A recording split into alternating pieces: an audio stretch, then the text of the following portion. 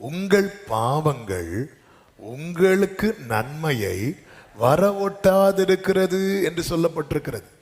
ஆண்டவர் நீங்க ரிலீஸ் பண்ணிட்டீங்க. நான் ரிலீஸ் பண்ணிட்டேன்ப்பா, என் கையில வரலையே. ஏன் வரல? கோர்ட் ஆர்டர் கிடைச்சாச்சு. நீங்க உங்களுக்கு விசா பிரச்சனை சால்வ் ஆயிட்டு அது உங்க கைக்கு வந்தாச்சு. ஆனா கைக்கு வந்துச்சா? வரல. அப்போ ஆண்டவர் சமூகத்தில் வந்து ஜெபிக்கும் போது ஆண்டவர் உணர்த்தி அந்த சகோதரி தன் கணவர் இடத்துல போய் விஷயத்த சொல்றான். நிறைய காரியம் கர்த்தர் வந்து ரிலீஸ் பண்ணிட்டார், ஓபன் பண்ணிட்டார். ஆனா நிறைய பேருக்கு என்ன வரல? கையில வந்து சேரல. ஏன்? சில பாவங்கள், சில விட முடியாத காரியங்கள். நான் இதையும் விட மாட்டேன், அதுவும் வேணும் அப்படின்னா ஹல்லேலூயா, ஆமென். ஒருத்தர் கை கடையில் ஒரு பைய எப்படி வச்சுட்டு நடந்து வந்துட்டு இருக்கிறார். மேலே ஒரு மாம்பழம் நிற்குது.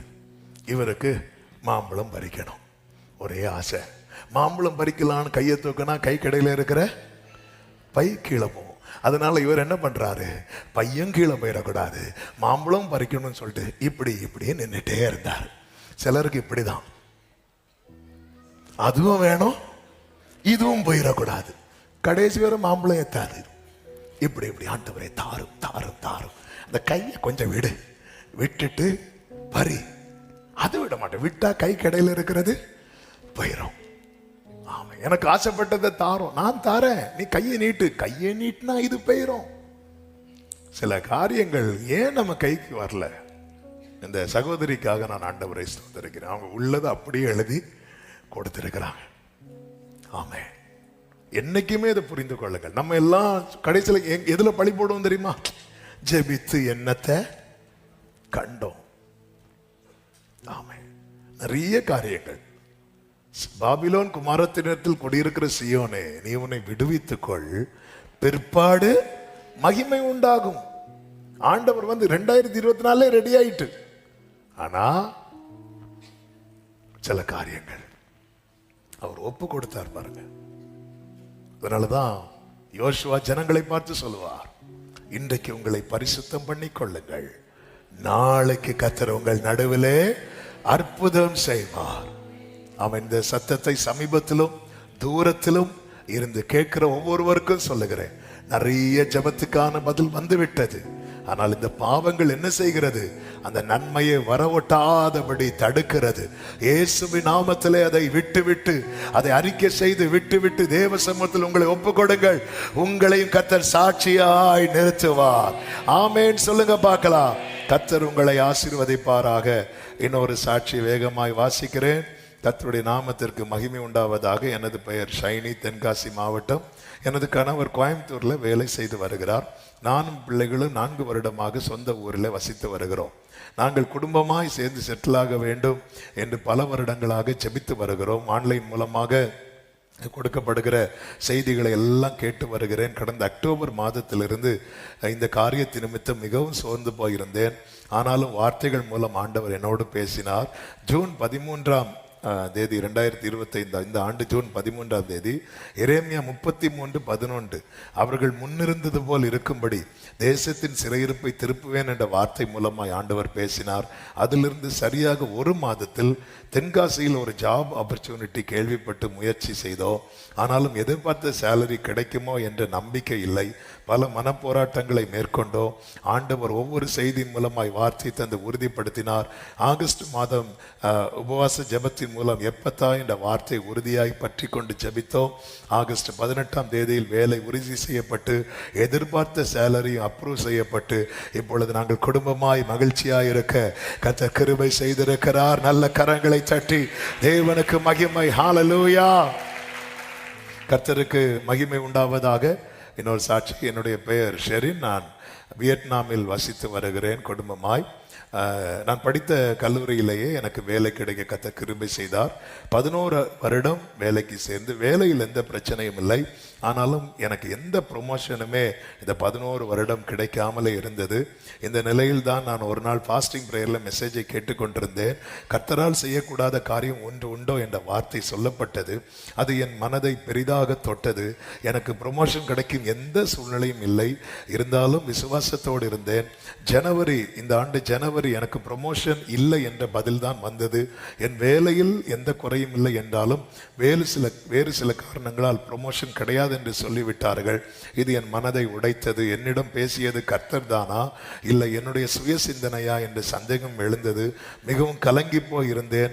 யாரிடம் இதை குறித்து பகிரவில்லை. ஆனாலும் இது ஆண்டவர் தான் பேசினார் என்று என் இருதயத்திலே சொல்லிக் கொண்டே இருந்தேன். கர்த்தர் கிருபையாய், வார்த்தை மாறாத கர்த்தர் இந்த ஜூன் மாதம் எனக்கு ஆச்சரியம் ஏற்படும் வகையில், நான் கொஞ்சம் கூட எதிர்பார்க்காத வேளையில் எனக்கு ஒரு நல்ல ப்ரமோஷனை தந்து கர்த்தர் என் தலையை நிமிர பண்ணி இருக்கிறார். கர்த்தருடைய நாமத்திற்கு ஸ்தோத்திரம் உண்டாவதாக. ஆமே. ஒவ்வொரு சாட்சியிலுமே ஒவ்வொரு மெசேஜ் இருக்கு. நம்ம எதிர்பார்த்து விசுவாச அறிக்கையிட்டு நோன்னு பதில் வரும்போது நமக்கு வருகிற முதல் கேள்வி, நம்ம கிட்ட பேசினது உண்மையிலே கர்த்தர் தானா அப்படிங்கிற கேள்வி. அப்படிப்பட்ட கேள்வியும் தாண்டி அவங்க கர்த்தர் தான் பேசினார் என்று அறிக்கை பண்ணி கொண்டே இருக்கிறார்கள். கர்த்தர் காரியத்தை, இதான் விசுவாச பரீட்சைன்னு சொல்லப்பட்டிருக்குது. விசுவாச பரீட்சை. ஆமே. சில நேரத்தில் ரொம்ப நம்ம இன்னைக்கு வேர்டு வரும், என்னைக்கு இல்லாத நம்பிக்கை என்னைக்கு வரும், நாளைக்கு போய் அப்ளை பண்ணுவோம், கேன்சல்னு வரும், ரிஜெக்டட்னு வரும். அப்போதான் நமக்கு கேள்வி வரும். இல்லை, அதனாலதான் பவுல் சொல்றார், ஆகையால் நான் வெட்கப்படேன். நான் வெட்கப்பட மாட்டேன் அப்படிங்கிறேன். நான் எதுக்கு வெட்கப்படணும்? ஏன்னா நான் விசுவாசித்திருக்கிறவர் என்னார் என்பதை அறிவேன். நான் வெட்கப்பட மாட்டேன். அந்த வசனத்தை போடுங்க. 2 தீமோத்தேயு 1:11 12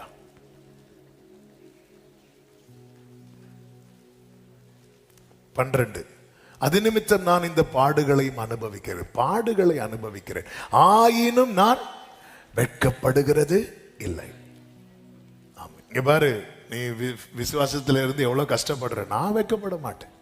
ஏனென்றால் நான் விசுவாசித்திருக்கிறவர் இன்னார் என்பதை அறிவேன். தேவ பிள்ளைகளே, அவரை குறித்த நிச்சயம் நமக்கு தேவை.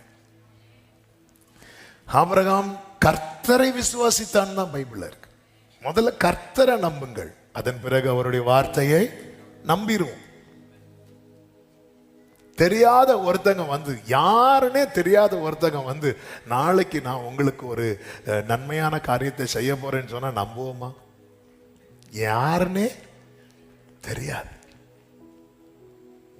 ரொம்ப நமக்கு தெரியும் இவங்க யாருன்னு தெரியும். இவங்க வாயிலிருந்து ஒரு வார்த்தை விழுந்துட்டுன்னா அதை செய்யாம இவங்க போகவே, இப்படி அவர் மேல நமக்கு ஒரு நம்பிக்கை இருக்கும். அப்படிப்பட்டவங்க வந்து, இங்க பாரு, கவலைப்படாத, இன்னும் கொஞ்ச நாள்ல உனக்கு இந்த சிறையிருப்பெல்லாம் மாறும் அப்படி சொன்னா, அது எவ்வளவு பெரிய நம்பிக்கை தெரியுமா? சொன்னது யார்? இவரா சொன்னார். ரைட். ஆமென். ஹல்லேலூயா. நம்பிக்கைக்குரியவர்கள் வாயிலிருந்து ஒரு வார்த்தை வந்தா அது எவ்வளவு ஆத்மாவை குளிர பண்ணும். கர்த்தருக்கு மகிமை. இன்னொரு சாட்சி, என் குடும்பத்தை, என் மகளையும் சாட்சியாய் நிறுத்தின தேவனுக்கு ஸ்தோத்திரம். என் மகள் ஸ்டெஃபி பிஎஸ்சி நர்சிங் படித்து சவுதியில் நல்ல சம்பளத்தில் வேலை பார்த்து வந்தார். 2020ஆம் ஆண்டு கொரோனாவினாலே லங்ஸ் பாதிக்கப்பட்டதினால் அவளுக்கு வேலைக்கு போக முடியாமல் வீட்டிலே இருந்தார். சவுதியில் நிறைய வாய்ப்புகள் வந்த போதும் பல தடைகள், போக முடியாமல் இருந்தது. இந்த சூழ்நிலையில் தான் யூடியூப் மூலம் உங்கள் செய்தியை பார்த்து வந்தேன். பிறகு நேரடியாக வெள்ளிக்கிழமைகள் நடக்கும் ஃபாஸ்டிங் ப்ரேயருக்கு வர தொடங்கினேன். அதன் பிறகு மகள் அபுதாபிக்கு வேலைக்கு போக எக்ஸாம் எழுதினாள். அப்பொழுது 2025ஆம் ஆண்டு ஆகஸ்ட் மாத ஃபாஸ்டிங் ப்ரேயரில் கலந்து கொண்டேன். அப்பொழுது டேவிட் சாம் பாஸ்டரிடம் மகளுக்காக ஜெபிக்க சென்றேன். அப்பொழுது மகளுக்கு ஜெபிக்கும் போது, பின்தொடர்ந்து செல், சகலத்தையும் திருப்பிக் கொள்வா என்று வாக்குத்தத்தம் சொல்லி ஜெபித்தார்கள். பிறகு ஆகஸ்ட் 2025ஆம் ஆண்டு 25 ஆகஸ்ட் 18ஆம் தேதி எக்ஸாம் எழுதினாள். அதில் ஆண்டவர் கிருபையாய் வெற்றி தந்தார். பின்பு அபுதாபி தேசத்தில் 2 மாதம் விசாவில் அங்கே போய் வேலை தேட சென்றார். அப்ளை பண்ணின ஒரு ஹாஸ்பிட்டலில் வேலை ஆர்டர் வந்தது. ஆனால் 2 மாதமாக ஒரு பதிலும் வரவில்லை. வருத்தத்துடன் இருந்தாள். பின்பு நான் இங்கே ஜெபிக்க கேட்டேன். அப்பொழுது ஜெபிக்கும் போது இரும்பு தாழ்பால்கள் திறக்கப்படும் என்று சொல்லி ஜெபித்து அனுப்பினார்கள். பின்பு 31/10 அன்று நடந்த ஃப்ரைடே ஃபாஸ்டிங் ப்ரேயரில் மறுபடியும் வேலை இல்லாதவர்களுக்காக இங்கு ஜெபம் ஏறெடுக்கப்பட்டது. அன்று வாசித்த சாட்சியால் வேலை இல்லாமல் இருந்த ஒருவருக்கு வேலை கிடைத்ததை அந்த சாட்சியில வாசித்தார்கள். அப்பொழுது நானும் என் மகளுக்கு வேலைக்காக கண்ணீரோடு ஜெபித்தேன். பின்பு 11 அதாவது இந்த மாதம் 11ஆம் தேதி அவர்களுக்கு விசா முடியும், மகளுக்கு விசா முடியும். அதற்கு 5 நாட்களுக்கு முன்பதாக, அதாவது கடந்த 6ஆம் தேதி கர்த்தர் அவளுக்கு ஒரு வாசலை திறந்து வேலையில ஜாயின் பண்ணும்படி சொல்லி, முன்னே இருந்ததை விட எதிர்பார்த்ததை விட ஒரு நல்ல ஹாஸ்பிட்டல்ல நல்ல சம்பளத்துடன் வேலை கிடைக்க கர்த்தர் கிருபை செய்தார். நல்ல கரங்களை தட்டி ஆண்டவருக்கு மகிமை. இந்த நாளிலே கர்த்தர் கேட்க பண்ணின சாட்சிகளுக்காக எல்லாரும் கரங்களை உயர்த்தி ஸ்தோத்திரம் பண்ணுவோம். ஸ்தோத்திரம், ஸ்தோத்திரம். இந்த சாட்சிகளை கேட்டுக்கொண்டிருக்கும் போது இந்த பாதையிலே பயணிக்கிறவர்களுக்கு கர்த்தர் இந்த சாட்சிகளை அடையாளமாக வைத்திருக்கிறார். உங்களையும் கர்த்தர் நாளை அற்புத சாட்சிகளாய் நிறுத்துவார் என்று இயேசுவின் நாமத்தில் உங்களை வாழ்த்து.